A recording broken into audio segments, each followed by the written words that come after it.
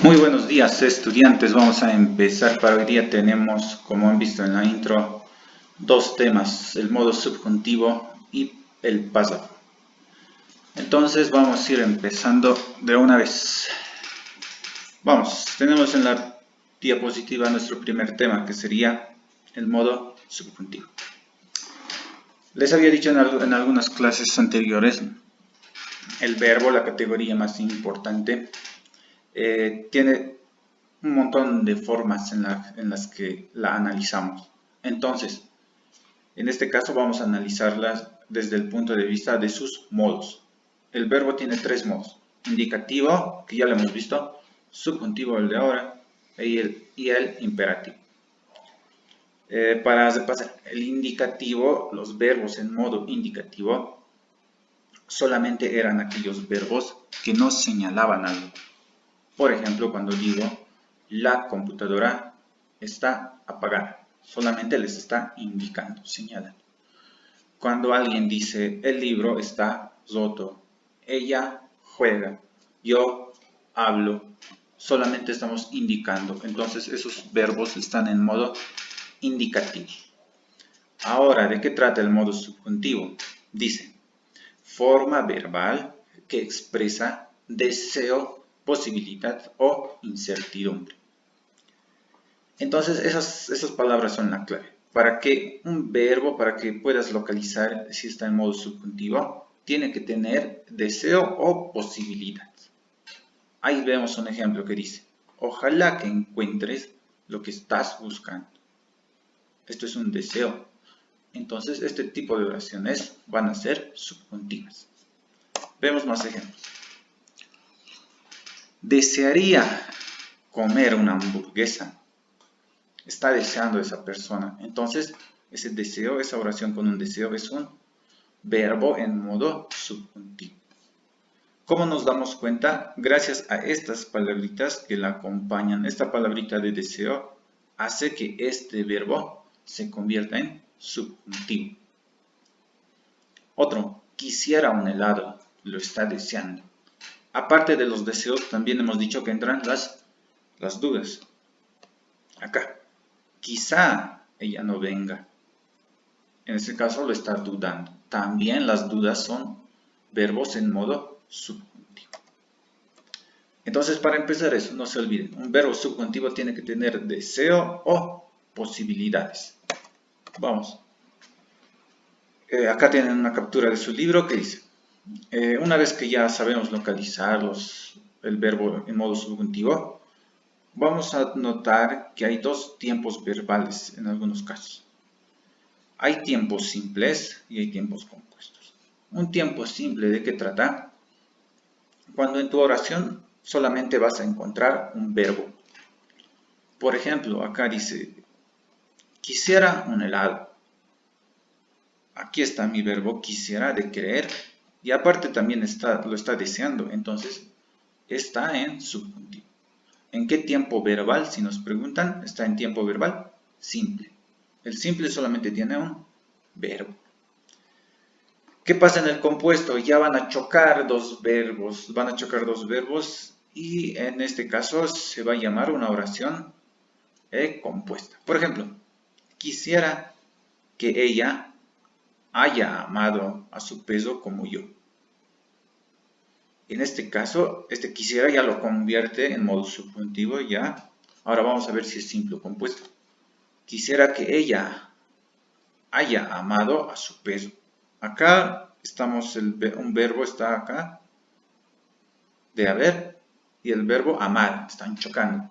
Entonces, a este tipo de oraciones se les dice oraciones compuestas, es decir, que chocan dos verbos. Eso entonces es la diferencia de un tiempo simple cuando tiene un verbo y un tiempo compuesto cuando tiene dos verbos. Si analizamos el modo, ambos son subjuntivos, porque ambos están deseando. Vamos acá, dice un subtítulo de su libro, transformar el modo de la oración. Este es un ejercicio que he copiado, que está en su libro, que ustedes lo van a realizar posteriormente, que dice transformar. Su oración está ahorita en indicativo. Por tu cumpleaños te voy a regalar una hormiga. solamente le está indicando. Ahorita está en modo indicativo. ¿Cómo transformaríamos esto a modo subjuntivo? Si pensamos, ¿cómo lo hacemos en deseo o en duda?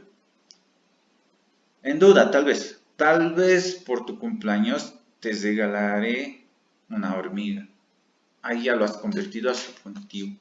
Si lo quieres volver a deseo, por tu cumpleaños quisiera regalarte una hormiga. ¿Notan la diferencia del indicativo que solo indicas y el subjuntivo que deseas o haces una probabilidad? Entonces cualquier oración se puede cambiar de indicativo a subjuntivo, a imperativo y demás. La idea es que ustedes localicen cuál es cuál. Bien, con eso es el primer tema, es un tema corto. Esta es la segunda parte, posteriormente vamos a ver la tercera, que sería el modo imperativo. Pero eso con respecto al modo subjuntivo. Oraciones que tengan el verbo con un énfasis de desear algo o dudar. Quizás, tal vez, quisiera, desearía. Vamos a nuestro siguiente tema. Tenemos el párrafo narrativo. Esto en cuestión a los párrafos. El párrafo, en realidad hay distintos tipos de párrafos narrativos, científicos. Hay un montón. En este caso nos toca el párrafo narrativo. No hay mucho en que desarrollar en este caso, solo hay que dar algunas pautas. Párrafo narrativo tiene que ser un párrafo donde tú cuentes algo, donde tú narres algo. En este caso, las reglas principales serían que tú tienes que ser coherente y tus oraciones tienen que tener una cohesión clara. ¿Qué es ser coherente? Es decir, que tienes que ir al tema y no salirte del tema. Si estás hablando de un tema, por ejemplo, el sol es azul, no puedes contradecirte diciendo que el sol es amarillo en una de tus oraciones. Eso es ser coherente. Tienes que seguir tu tema, ya sea objetivamente o subjetivamente. Eso no. Eso es un párrafo narrativo. Y les reitero, ¿no?, las características de cualquier tipo de párrafo, que siempre les voy a ir reiterando para que se nos graben en la cabeza. Este sería un párrafo normalmente adecuado. Empezamos con el título, obviamente, y primer paso, la sangría, ¿no?, que les he dicho. Acá tenemos este espacio vacío que estoy señalando con el cursor. Ese espacio, aquí tenemos otro, es la sangría. Esto es opcional, pero de preferencia yo les dije que usaran, ¿no?, para darle otro toquecito a sus textos y que se vean un poquito más lindos, si se puede decir. Entonces, ese espacio. Si hacen la sangría en un párrafo, entonces preferentemente deben seguir los otros párrafos con sangría. Sangría, sangría, sangría, sangría, sangría. Sus párrafos normalmente deben tener unas 5 oraciones. Acá, 5 oraciones. Es decir, que tienen que tener 1, 2, 3, 4, 5 puntitos.